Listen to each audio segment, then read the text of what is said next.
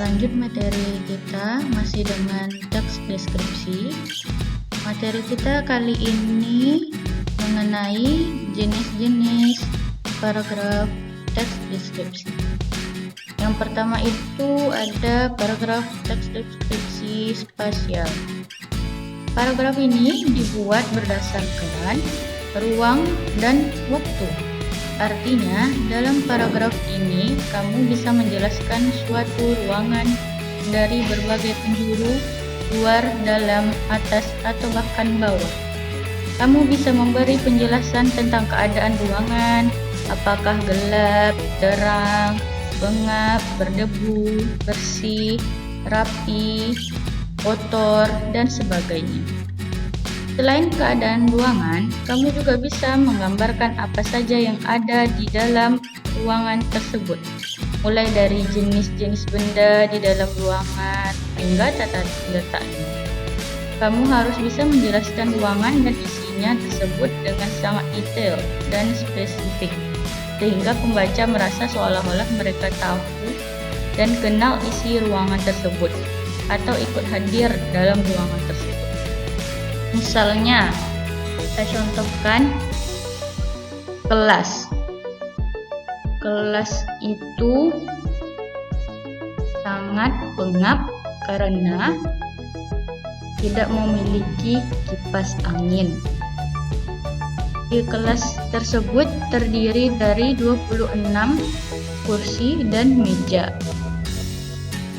Mejanya dilapisi dengan kertas kado pada bagian atasnya. Dinding-dindingnya ditempelkan daftar tiket, daftar pelajaran, struktur organisasi kelas, serta kata-kata yang memotivasi untuk literasi. Ada juga pojok literasi di pojok kelasnya yang berisi buku-buku untuk dibaca. Seperti itu contoh paragraf deskripsi spasial. Oke. Kita lanjut paragraf deskripsi objektif.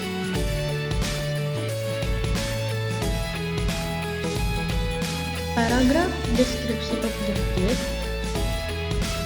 merupakan teks yang berisi gambaran sesuatu secara objektif atau apa adanya. Penulis tidak lagi menambahkan opini atau pendapat pribadi untuk melengkapi paragraf ini. Jadi dia apa adanya ya. Misalnya, contoh deskripsi objektif itu, salah satu candi tertua di Indonesia adalah Candi Borobudur yang ada di Magelang, Jawa Tengah, Indonesia. Candi Borobudur ini merupakan situs purbakala Indonesia yang merupakan peninggalan dari kerajaan Buddha.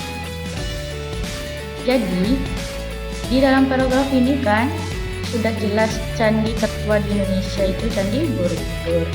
Letaknya di Magelang, Jawa Tengah, Indonesia. Candi ini merupakan peninggalan dari kerajaan Buddha. Jadi jelas dia asal sumber teksnya. Oke, kita lanjut ke paragraf deskripsi subjektif. Nah, kalau yang satu ini merupakan kebalikan dari paragraf objektif. Pasalnya, paragraf deskripsi subjektif ini justru mengharuskan penulis untuk menggambarkan keadaan sesuai dengan apa yang dilihat dan dirasakan penulis. Dengan kata lain, penulis sangat boleh untuk menulis pendapat atau opini pribadinya dalam menjelaskan suatu.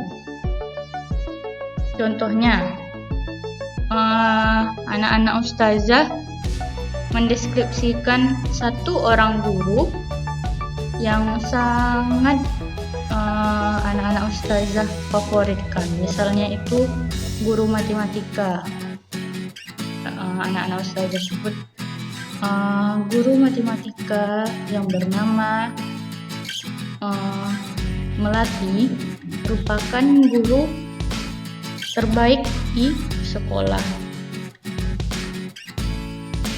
Biasanya saat mengajar, Ibu Melati menggunakan kacamata misalnya. berbingkai, kotak hitam dengan rambut sebahu yang diikat rapi, atau misalnya dengan jilbab yang rapi dan bros jilbabnya yang cantik. Itu teks deskripsi subjektif. Jadi apa yang kita lihat dan apa yang kita rasa. Oke. Jadi itu jenis-jenis teks deskripsi paragrafnya. Oke, kita lanjut ke struktur teks deskripsi. Yang pertama itu ada identifikasi. Identifikasi ini merupakan apa-apa yang menjadi identitas suatu objek. Misalnya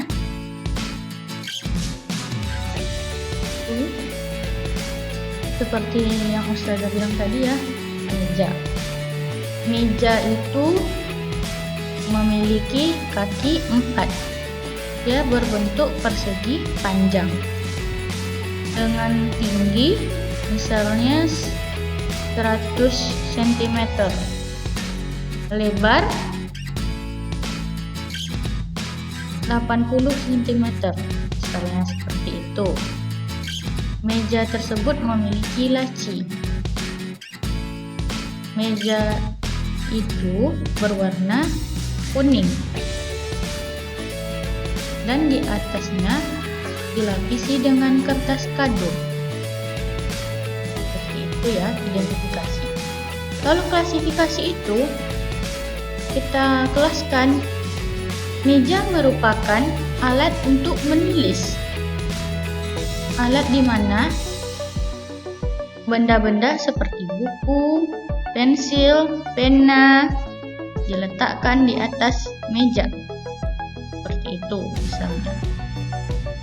Terus yang ketiga itu ada namanya deskripsi. Deskripsi bagian ya. Deskripsi bagian ini kita deskripsikan lagi identifikasi itu tadi kan. Misalnya mejanya berbentuk persegi panjang misalnya. Berbentuk persegi panjang itu seperti apa dia? Kita jelaskan lebih rinci lagi, yaitu tingginya berapa, lebarnya berapa, warna mejanya lebih kita lagi ya. Terus lacinya ada berapa, apakah ada kayu untuk kakinya. Itu deskripsi bagian lebih rinci lagi. Oke. Untuk saat ini sampai di sini ya penjelasan dari Ustazah. Oke, sudah ditonton semuanya slide-nya sampai habis. Untuk pendalaman materi kita di modul Ustazah ada latihannya ya, dilihat di halaman terakhir. Oke, dikerjakan dengan baik-baik, dengan benar. Oke, sekian dari Ustazah.